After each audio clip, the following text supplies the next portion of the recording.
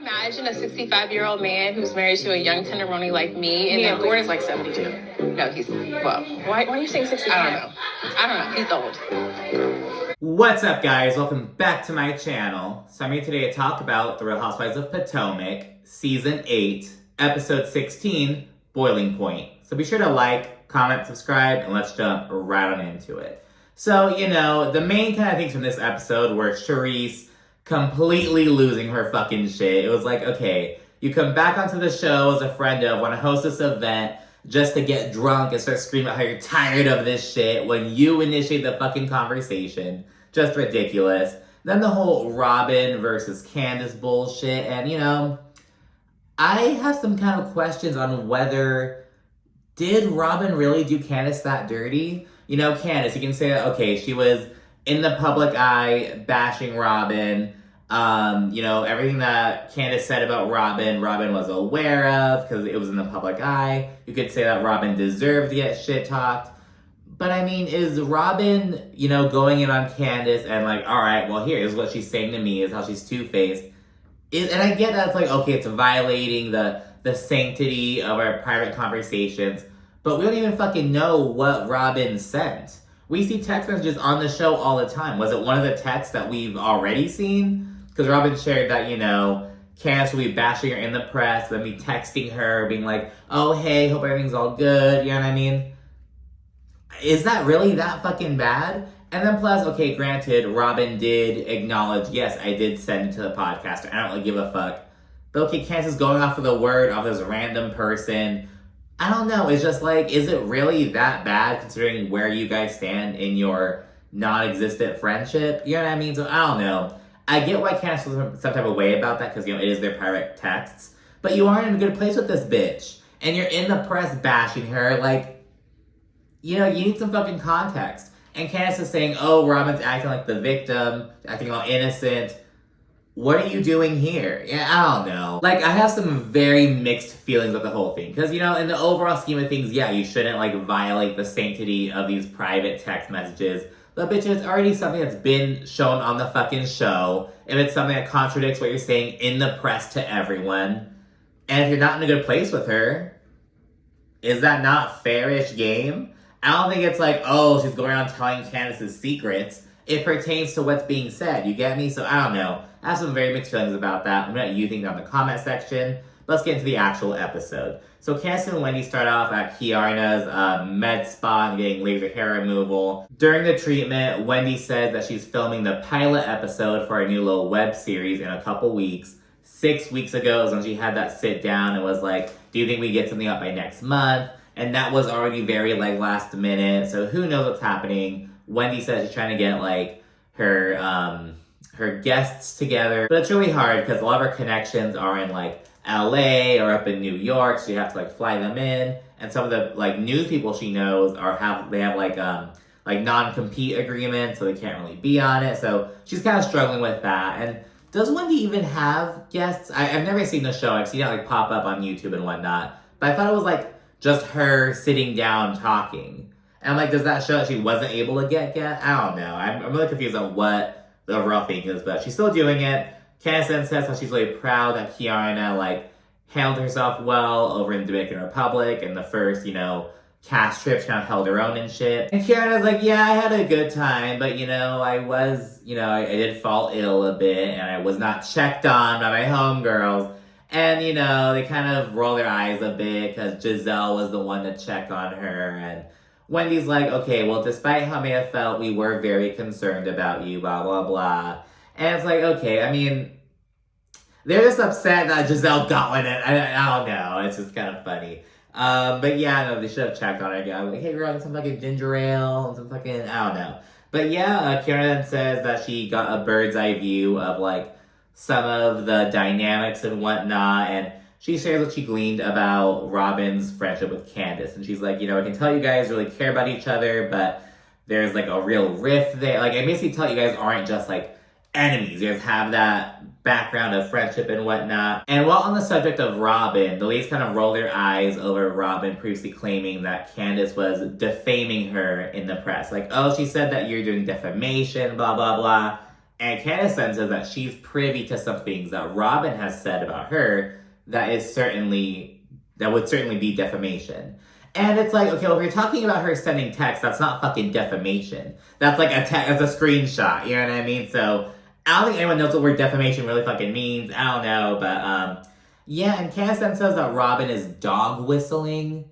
I'm really confused about what she means by that in this, like, so her sharing texts is I'm really confused about it. I think she's kind of trying to say that Robyn's playing like I'm the white woman victim bullshit, but I'm like, I don't know. I'm kind of confused about what she means as saying, Robyn's dog whistling. We've used that term on the show before with like, you're dog whistling, trying to call out the colorists. But I'm confused about what she means in that. Like, I know what the word means, but I don't know what she means by that in this scenario. You get what I'm saying? Like, I don't know what she means by it, like, genuinely.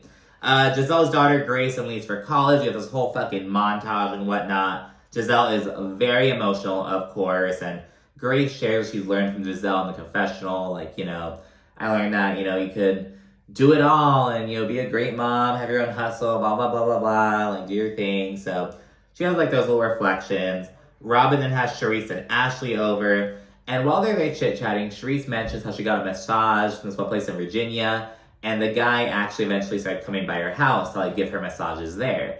And after, like, the first session, he asked her, would you like a vaginal massage?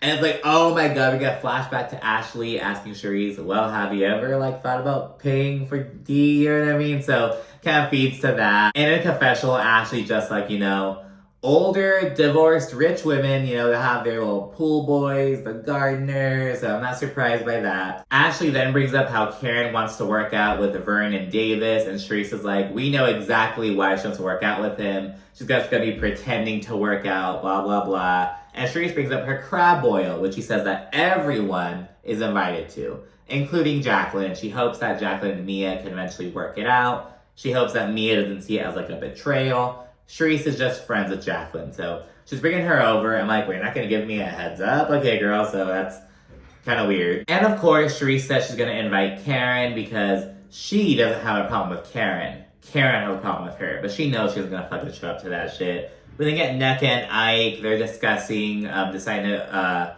go with the IUI route. I don't know what IUI is. It just sounds like a less medical fucking IVF, like something in between IVF and like natural. I don't like calling it natural conception, but like non-IVF, but so yeah, it's something in between with that. But what really stuck out to me is that like they don't seem to have very much chemistry. They don't seem to be gelling. It's very much giving, because Nneka already shared that like she only recently got married. She got married like a bit older. She was really trying to follow in the footsteps of her sister, who like got married at 23, was pregnant at like 24, was doing her fucking residency while she was pregnant with twins, like doing everything the right way in like her culture essentially.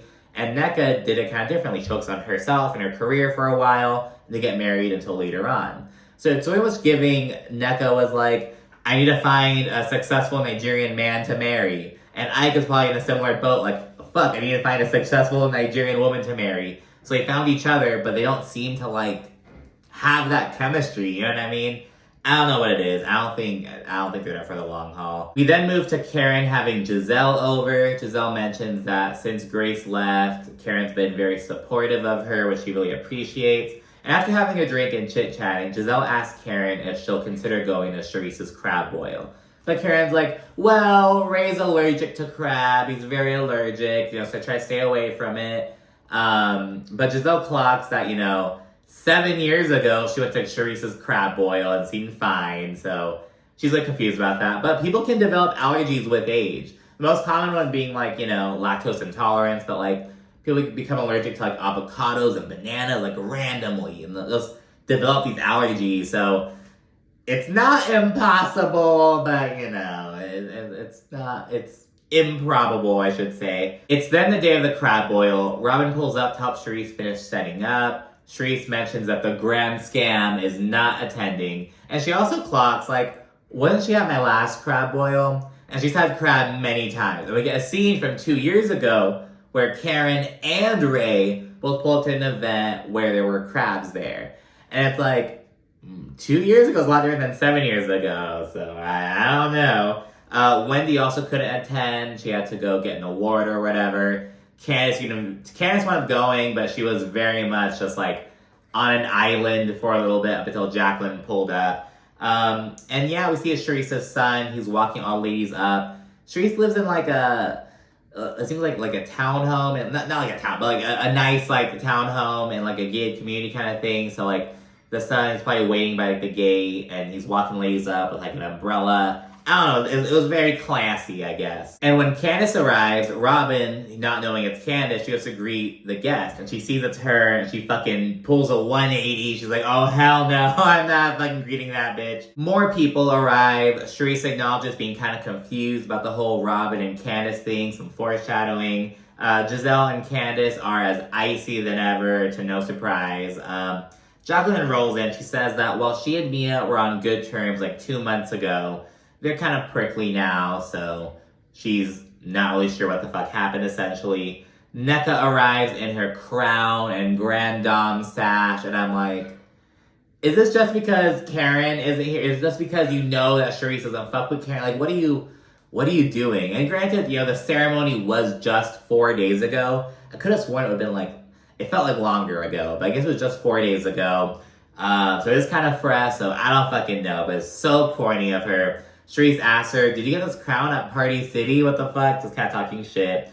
And Sharice tells the table that during a night out with Jacqueline and Nneka, Jacqueline warned Nneka about Mia. And Jacqueline says, I won't let Mia make me bitter and nasty because then I would just be reciprocating her evil. And it's like, well, it sounds like she already is kind of making you bitter by how you're warning bitches about her, but whatever. Mia then arrives, super cheerful and all that shit, and Jacqueline's immediately kind of fucking irked. She's like, oh my gosh, whatever. Mia does not give a fuck though, she's super cordial. And after Giselle asks, well, Mia, you said you guys are all good, but Jacqueline said there's some issues. Mia's like, there's some things we have to talk about that don't involve anyone else. So Sharice gives them her champagne room so they can chit-chat. And during their one-on-one, Mia and Jacqueline, they talk, and it essentially boils down to Mia being super overwhelmed with all the shit she has going on and kind of shutting down. And Jacqueline feels like Mia didn't give her the respect as a friend to, like, talk to her, give her a heads up, essentially. And meanwhile, there's conversation. The others are eating, and Ashley, Nneka, and who the fuck else? And Robyn, of course, the Baltimore girl. They fucking all talk shit about how the crabs are very underseasoned. They're like, these are not Baltimore crabs. Where's the Old Bay? Like, these are fucking New Hampshire crabs. What the fuck? They're like talking shit about the crabs. Jacqueline then says that Mia pulled evil shit behind her back. And Mia's like, I was just responding. I was never initiating. So, more back and forth. Mia mentions Jacqueline saying she needed to get more dick. And Jacqueline's like, it was a joke. I need to get more dick. And it's like, okay, like, but that was not said as a joke. Like, don't fucking play in my face. While chit-chatting, Mia calls Gordon 65, which Jacqueline corrects, and is just so fucking funny. Could you imagine a 65-year-old man who's married to a young tenderoni like me? And Yeah, Gordon's like 72. No, he's, well, Why are you saying 65? I don't know. He's old. And then things are kind of serious, and Mia says that she's been going to therapy recently, and Jacqueline has been a main topic in some of those sessions. And she gets emotional and says, I just have some things that I need to work through when it comes to you. And, it has nothing to do with this other stuff. And Jacqueline says, I think I know what it is. I think it's what happened when we were kids. And Mia confirms. We get a flashback to last month at Karen's sexual assault survivor, the speech she gave. Mia got really emotional and she opened up to Ashley about how she was sexually assaulted when she was in high school, and Jacqueline's the one who left her there. I think it was from Jacqueline's boyfriend. So yeah, that comes up, and Jacqueline says that with all the shit that has been happening between her and Mia over the years, she admits that she has given Mia a lot of passes because she holds a lot of guilt for that. And Mia then says, and I wonder if, I'm so mean to you because I'm just so angry about that. So kind of talk about that a little bit. Mia then says that what makes her most upset is that they all decide to keep it a secret because they're scared to get in trouble. But Jacqueline's like, I never kept it a secret. I didn't know until 2 years later when they told me.